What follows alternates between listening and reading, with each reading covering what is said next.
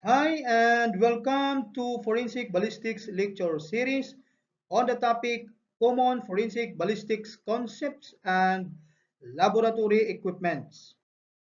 In here, we are going to talk about the common ballistics concepts and the common ballistics laboratory equipment. Now, let's first talk on the common ballistics concepts. First, we have the chronograph. Chronograph is an instrument which measures the velocity of projectile. Meaning, pag sinabi natin chronograph, ito ay instrument o bagay na ginagamit upang masuri natin yung bilis ng flight, no? Or takbo ng bullet as it travels on space. Pangalawa, we have the concept called corrosion. So ang corrosion ay tumutukoy sa wearing out of the surface of the gun barrel due to the formation of rust. Meaning, ito po ay kalawang. No? So, yung kalawang na yan, somehow ay nadadala o naiiwan sa mark doon sa bullet or even sa cartridge case or cartridge shell. So, that again identifies the uniqueness of such a firearm. Also, we have erosion. No? Erosion ay tumutukoy sa mechanical wearing out of the surface of the gun barrel due to usage or friction. No?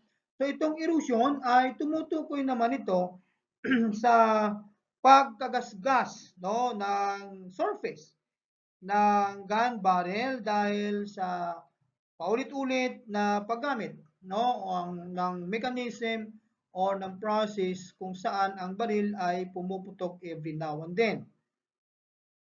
Also, we have the so-called choke. Ang choke is the degree of constriction applied in the muzzle of shotgun to decrease the speed of the shots. No? So, yung firearm na shotgun kasi, because of so many pellets na lumalabas sa kanyang barrel, pag lumabas po yan, mayroon siyang tinatawag na fanning phenomenon, no? Naghiwa-hiwalay po yan as it spreads out. So pag tumama sa target, hindi na po nag-iiwan ng fatality. So kung gusto natin mag-iwan ng fatality dahil sama-sama nalilipad ng space yung pellets, kaya maglagay tayo ng choke upang yung kanilang hulma or paglabas sa barrel ay sama-sama sila. Ngayon, pag sama-sama silang lumipad at tumama sa target, talagang ang target na dadapuan nito will leave a very fatal wound. Again, that is shock. We also have wad, yung cardboard na ginagamit natin or inilalagay doon sa cartridge case or ammunition ng shotgun.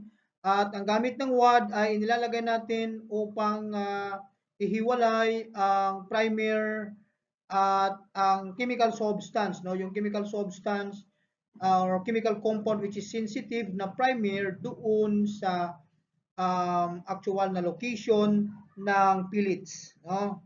So that is in shotgun ammunition. Also, we have the so-called keyhole shot. Ano yung concept ng keyhole shot? That refers to the tumbling of the bullet or the tumbling movement of the bullet as it hits the target. So, ibig sabihin, ang bullet normally, pag lumilipad on space, yung trajectory niya ay horizontal yan, meaning nakahiga. No? Somehow, yan ay tumatama or ang movement niya ay nagiging vertical, lalo na pag tumama sa target. So why it becomes vertical? Because of the imbalance between the front and the rear portion dahil hindi po sila parehas ng laki. That is because of the wobbling movement na nakikreate, yung wawagel-wagel siya because ang magkabilang dulo ng bullet na yan, katulad halimbawa sa M16 na ammunition, as you have noticed, as you have seen, no, ang kanyang magkabilang dulo ay hindi parehas ang laki. Yung isa pointed, yung sa bandang dulo sa puwitan niya ay mas malapad at mas malaki. So somehow, gigiwang-giwang yan as it flies on space. Kaya somehow or minsan, tumatama na imbes na horizontal, minsan tumatama vertical. So that vertical movement as the bullet hits the target, pag nagkaganon yung kanyang characteristic, that is called keyhole shot. Okay, so in addition to that concept, we also have ordnance. Pag sinabi natin ordnance, yan yung term na tumutukoy sa lahat ng uri ng weapon, including ammunitions na ginagamit in any manner or in any form of combat operations. No, yan po yung tinatawag nating ordnance. Hindi po siya ordinance. Because when we talk about ordinance, that is a local law, legislated by our local legislatures. Pero pag sinabi natin ordnance, tumutukoy po yan sa armas. Generally speaking, armas kasama na ang kanyang mga ammunitions, no, na pwedeng gamitin in any form of combat operations.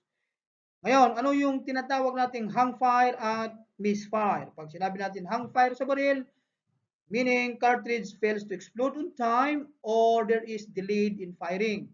Nagkaroon ng temporary na hindi pagputok ng baril gawa ng failure, maybe ng cartridge or ng mechanism ng baril.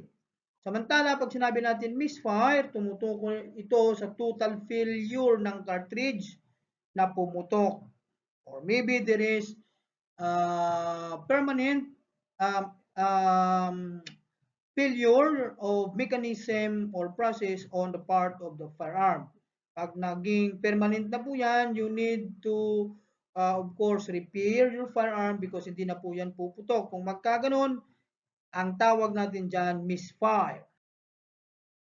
Okay, so we also have the concept recoil. Recoil ay tumutukoy sa magkaparihas or magkatumbas na opposite and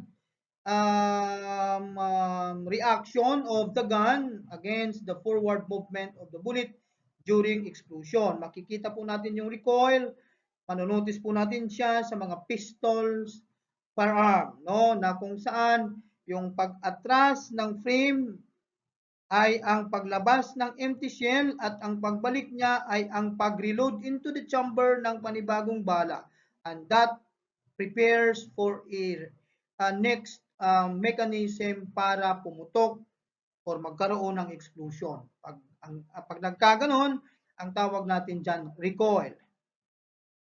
Ang recoil ay nangyayari lang sa mga automatic firearms, no? Most probably, most especially pistols, no? Ricochet, ang ricochet is the deflection of the bullet. Minsan, ang bullet pag nag-error, na minsan ang direction should be straightforward, minsan pa kaliwa, minsan pa kanan, minsan pataas, minsan pababa. So that changes in its direction. So obviously, tatama po yan sa surface ng iba. Pag tumama po yan, magkakaroon ng panibagong change na kanyang direction. Ang tawag natin dyan, ricochet. And then of course, we have the so-called mushroom, the capacity of the bullet to expand after its impact. Yun po yung mechanism or process na makikita natin sa tinatawag na dam-dam bullet. Yun pong bullet na mayroong soft hollow nose, malambot po yung kanyang nose or ogive, na pag tumama ito sa target, magkakaroon siya ng flowering phenomenon. Bubuka siya, lalaki. Kaya pag tumama yan sa target, mag-iiwan ng mas malaking entrance wound, pagdudulot ng mas malaking fatality. Again, that is mushroom effect of the bullet. Now, let's talk about the common equipment in the laboratory used in firearms identification.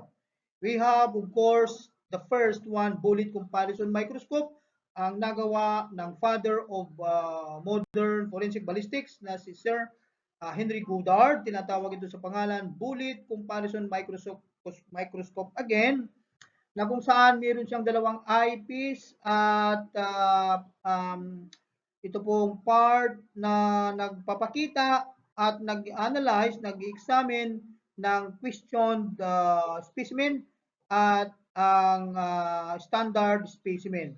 So we can simultaneously look in simultaneous situation using these two eyepiece, so we can see favorably, no, the uniqueness of each of specimen, and in one look, makikita natin kung sila ay naghahawig or hindi. Pangalawa is the stereoscopic microscope, ginagamit for focusing or examining a single out or a single piece of evidence or specimen, used as preliminary examination of fired bullets or shells upang ma-determine natin yung kanyang katangian, yung pansarili niyang uniqueness, pansarili niyang katangian as we are focusing on its own class and individual characteristics. Shadowgraph, an instrument that contains a large circular ground of glass, of course, which shadows, katulad sa nakikita nyo sa photograph at saka sa mouse natin. So, pag nilagay natin yung specimen dyan by shadow, dito po sa napakalaking monitor na ito, ay makikita natin yung specimen including yung kanyang unique characteristics. At isa sa pinakamahalagang laboratory equipment in forensic ballistics ay tinatawag nating bullet recovery box, sapagkat dito natin ginagawa yung fire test, no? Upang ma-recover natin yung specimen coming from a firearm na siyang ikukumpara natin doon sa question specimen to give us the opportunity using the bullet comparison microscope, stereoscopic microscope, and any form of microscope, so we can virtually microscopically analyze their possessed characteristics and come out with a conclusion as to whether the specimens are in the same manner at nanggaling nga po doon sa firearm na iyon. We also have helixometer, yung bagay instrument na ginagamit natin to measure the pitch of the riflings. Yun pong tinatawag nating pitch of the riflings, ayan po yung distansya from lance and grooves at yung pang buong distance, no, in a 360 degree rotation. Meron din tayong tinatawag caliper, ang instrument na ginagamit to make measurement sa kalibre ng baril upang malaman natin kung ang baril is 9mm, 45mm, and so on and so forth.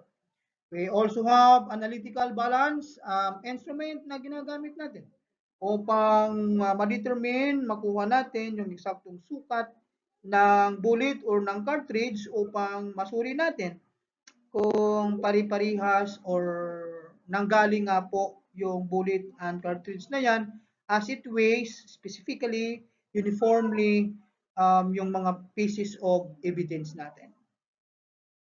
We also have an instrument known as onoscope na ginagamit to examine the characteristics of the surface ng gun barrel, most especially si lance and grooves. Taper gouge ang natatanging instrument na ating ginagamit to determine the bore diameter, yung sukat ng land to land, groove to groove ng ating riflings or ng ating firearm. And finally, we have electric gun marker na siyang instrument na ginagamit natin sa laboratory to mark, no, fired bullets, fired shells, and fired firearms other than the stylus na commonly ginagamit natin to mark ballistics related evidence at the crime scene or in the field. That ends our discussion. I hope that you guys was then reached out with the necessary knowledge that you need from this presentation. Thank you once again.